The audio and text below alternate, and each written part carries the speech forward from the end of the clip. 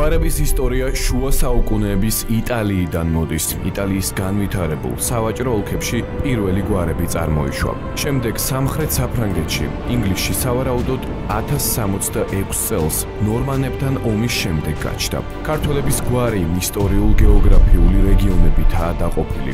ისინი სახელებისაგან, მეტსახელებისაგან ან წარმომადგენლობისგან წარმოიშნენ. პირველი ნაშრომი ქართული გვარების წარმომავლობის შესახებ ეკუთვნის ცნობილ სახელმწიფო მოღვაწეს, მწერალსა და მეცნიერს იოანე ბაგრატიონ ბატონიშვილს. ჩვენ შევეცდებით გავარკვიოთ და მოგიყვეთ ვისი გორის ახართ.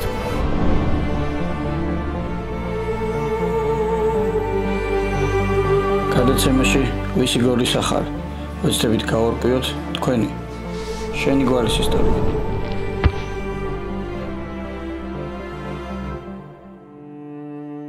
მოგესალმებით. დღეს ჩვენ ვიმყოფებით გალაშ არატიანების საგვარეულო საცხოვრებელ კოშკში.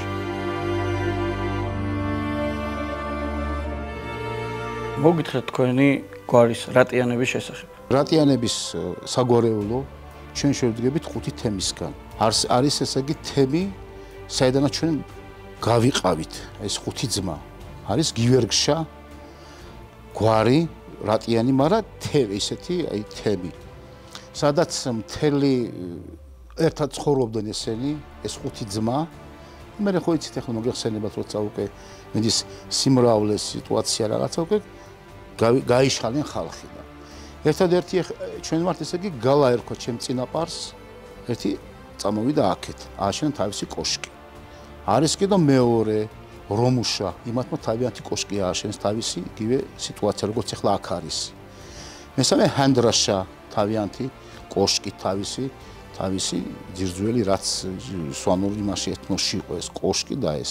განსაკუთრებით ბაბუა ჩემი უსვამდა ხაზს, რომ ჩვენ ვართ გივერგშა, რატიანები, საიდანაც ჩვენ მოხდა გაყოფა მაგისი. იცით მოგეხსენებათ, რომ სვანებს ჰქონდა ერთმანეთში საღმის წესი.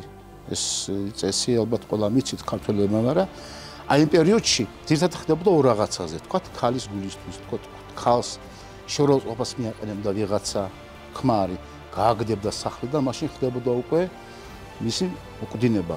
ესე იგი ქალის პატივცემა იყო იმ დონეზე, რომ მაგას ვერ პატიობდნენ ვერავინ. ასე მიწის საკითხზე თქვათ მიწავდნენ წართვა ძალით. აი ორ რაღაცაზე იყო მთელი ეს ერთმანეთში კლუბები. მაშინ ადიოდა ეს პიროვნება ზემოთ ბოლო სართულზე, იქ არის ესეთი პატარა ფანჯრები, საიდანაც ხდება მთელი პერიმეტრი ხედავ ზემოდან, რომ არ შემოსულიყო ის ვისთანაც ჰქონდათ კონფლიქტი, ქვემოთ სადაც ხალხი ცხოვრობდა მათ შუბში.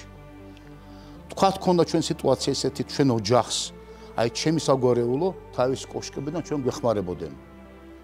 თქვათ მათ ჰქონდათ, ესე იგი იყო ესეთი სისტემა, აი გვაროვნული ესეთი აი ერთმანეთში კავშირი დახმარების. რაღაც იყვნენ ესენი ერთი ოჯახის წევრი და ესეთი რაღაც. თქვენი საგვარეულო კოშკი ძალიან ლამაზი არის და მოგითხრათ მის შესახებ. ესე იგი ჩვენი კოშკი არის მე-11 საუკუნეში აშენებული, როგორც მე ვიცი ბაბუა ჩემისგან, ააშენეს და-ძმა ბერიანებმა. აი ისინი მულახიდან ამისი არქიტექტორები, მშენებლები, ვინც ესე იყვნენ მაგისი ესე იგი დიდოსტატები ამ მშენებლობის. ჩვენებმა ისინი დაიქირავეს, ააშენებინეს კოშკი. მერე გადაუხადეს მათ თავიანთი რაც საფასური იყო, ოქრო, ხარი, მიწის და ბოლოს მისცეს ქალბატონი, ვინც გარედან მხრიდან ქალბატონი აშენებდა თავისი ძმა. ესეთი და საჩუქრად ეხლა ისიც მოდიან ის მშვენიერი შესანიშნავი ხალხი და ხოლმე შეუნდობ ჩვენ ქვემოთ, რომ მათ წინაპრებმა მაგუშენეს კოშკი და ესეთი მიდის გამიგე მთელი საუკუნის განმავლობაში. და ძღვენად მე მგონი გაატანეს ძალიან დიდი. ხო, ისეთი ჯაჭვი ესეთი მოვერცხლი, იმიტომ რომ ქალბატონს ეკუთვნოდა ეს, აი დაფასების მიზნით, გარედან მხრიდან ქალბატონი აშენებდა, წარმოგიდგენიათ? რადონის ქალბატონი იყო ამ სიმაღლეზე, გარედან გეხარ და აშენებ კოშკს. მე არ ვიცი რა, ესეთი რაღაცა სოფლიოში არ ამგონია ეს გაუცარი ბერიანების. თავის ცხოვრებაში 63 კოშკი აშენეს იმათმა, ერთი მათი საგვარეულო ბერიანების, მესტიაში ეს მეორეა, მესამე ფილფანების კოშკი, ლენჯიაში სანამ შემოხვალ მესტიაში ფილფანების კოშკი. ლეო ფილფანერი იყო ის ჩვენი კარგი მსახიობი, იმათი საგვარეულო კოშკი. და ახლა რამდენი მეტრი არის? ჩვენი კოშკი არის 28 მეტრი. ყველა კოშკი არის სტანდარტული 25 მეტრო, ჩვენი კოშკი არის 22 მეტრო. ერთადერთი კოშკი ასწრებს სიმაღლეში, ესერში არის დადაშქელნები ყავთ მაგათ, აი მათი 29 მეტრო არის. თქვენი კოშკი თეთრი შეფერილობის არის შედარებით. იმიტომ რომ ეს ქალბატონმა აშენა. გარედან მხრიდან ქალი აშენებდა ის ქალბატონი და ჩანს ახლა რომ შეხედავ ვისი ხელი ვტყია. ქალური სილამაზე შემატა თქვენს კოშკს. სილამაზე და თან ეს არის ერთ-ერთი საჩვენებელი კოშკი მთელ სვანეთში. რატიანების გვარი დაახლოებით რამდენ ადამიანს მოიცავს და მესტიის გარდა სად არის გავრცელებული? ჩვენ ვართ ესე იგი 5 ძმის განაყარი. გიხსნათ მე თქვენ ჰანდრაშა, რომუშა, ჟამანშა, გივერგშა ეს 5 გვარი ვარ ჩვენ. მაგრამ ახლა ჩვენ კიდევ ყავს კიდევ ჩვენი მოგვარები უშგულში უძვირფასესი ხალხი, მაგრამ ესენი ჩვენი საძმო არიან, მაგრამ არა ახლა მე არ ვიცი. ჩვენ აქედან ვართ მოსულთ, ისინი აქედან. მე მგონი არ ვიცი ახლა, მაგი გასარკვევია კიდევ. თელი უშგულ ჩვენ ყავს 5 კოშკი.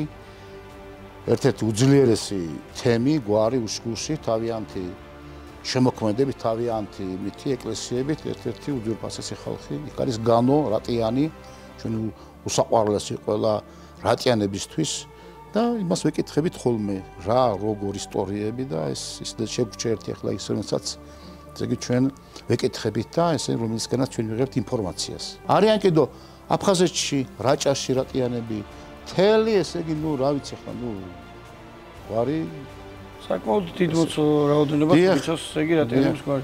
ძალიან დიდი მადლობა საინტერესო ამბის მოყოლისთვის თქვენი გვარის ისტორიის.